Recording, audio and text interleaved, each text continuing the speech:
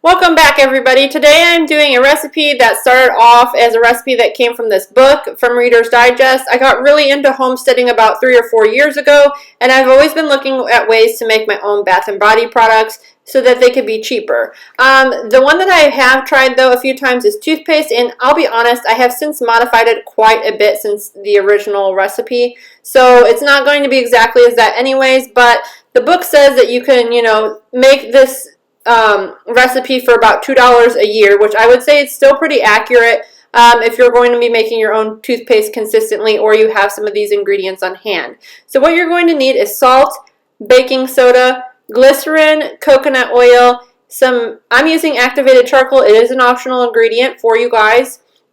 It's a teeth whitening agent. And then I'm also going to use essential oils.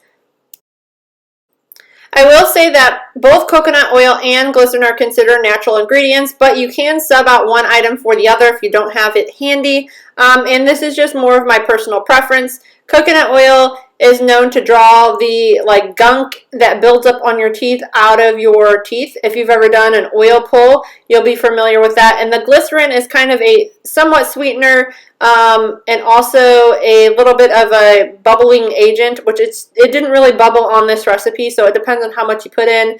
But if you want to know what it's used for, that's what it's used for in toothpaste. And it is safe for kids to have too. I checked my children's toothpaste and they had glycerin as well. So I just went ahead and melted down the coconut oil. I wasn't using a lot. I just did about 1 scoop with a spoon.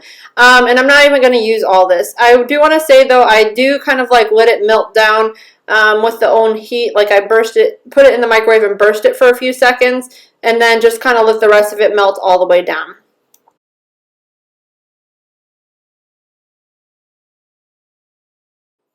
So first we'll start off by measuring out all the dry ingredients. You want about a half a cup of baking soda, and then you want 2 teaspoons of regular table salt. I have sea salt. That's just what I have on hand. It's not going to make a huge difference in the end. You're also going to want to use about 3 tablespoons of coconut oil or the glycerin. And like I said, you can swap it out. I think I used about 4 total for this recipe today because I did use a little bit extra baking soda. So you can kind of just play around with those ratios and get it to be the consistency that you like it. While I'm mixing these all together, I'll go ahead and say some essential oils and give some properties of which ones you might want to use. And again, this is actual essential oils, not flavor oils or fragrance oils, so I want you to be careful when you're selecting them and pay close attention to that. So I would usually use either a spearmint or peppermint because those are toothpaste kind of flavors. Another one that you can use is eucalyptus oil. That is great for your gums and teeth. It has a lot of antibacterial properties. Another one that is popular for a homemade toothpaste is clove. It is great for your oral health, and there's been a lot of research that it can help with either tooth pain and bad breath and reduce gum disease as well. Also, you can use thyme. It's kind of in the mint family, so it's great for mouthwash and stuff like that. Oregano is another one that you might want to use. It has a powerful antioxidant properties. There's also tea tree oil, which is a natural remedy for bad breath and gets rid of plaque. So those are some that you can use. And like I was saying, you want to make sure your oil is 100% pure essential oil. You either want therapeutic grade or something like that. It'll say on there that it's all natural or that it needs to be diluted in a solution. So that's what we want to make sure. Another one you can do is peppermint oil. That's good for cooling and numbing, which you would probably be most used to for regular toothpaste. It'd be kind of similar to that. There's also cinnamon that is great for toothpaste. It is antibacterial and antifungal. It also can help clean your teeth really well. So those, and prevent tooth decay. Those are all good essential oils that I would recommend for toothpaste. You can do your own research and find out different ones. But what I ended up doing was went ahead and mixed the rest of this, and then you want to use about, I would say anywhere between 10 to 20 drops of essential oil, depending on which kind you're using and what ratios and stuff. So again, I am just right now mixing in a little bit of the coconut oil at a time and a little bit of the glycerin at a time. And I'm using them both because I just like the way that it feels on my teeth. I like the properties that it has.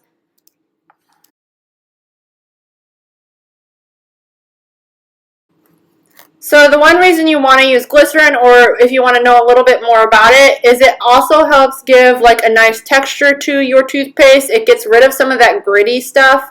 And it also makes it like slide against your teeth a lot nicer. So if that makes sense, I'm trying to explain it. And it also helps the toothpaste from drying out too much. So when you're storing this, I like to store mine in glass containers when I'm done, but it'll also keep it so it's not getting like overly dry, and it's going to keep it a nice toothpaste consistency.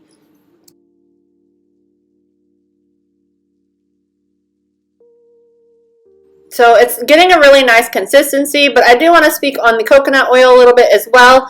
Coconut oil is awesome to help reduce plaque buildup, tartar buildup, and even get rid of bad breath. So that's why I like to use both of those and not just one or the other. The next thing I'm going to add is the activated charcoal, and I was saying earlier that this is a great teeth whitening agent. You do not need a lot of this, but you can put in as much as you want. I just did 1 teaspoon of it, and then I kind of mixed it in when I put my essential oils in as well. Because the essential oils and the activated charcoal are not necessary, but it does make the overall toothpaste a lot better.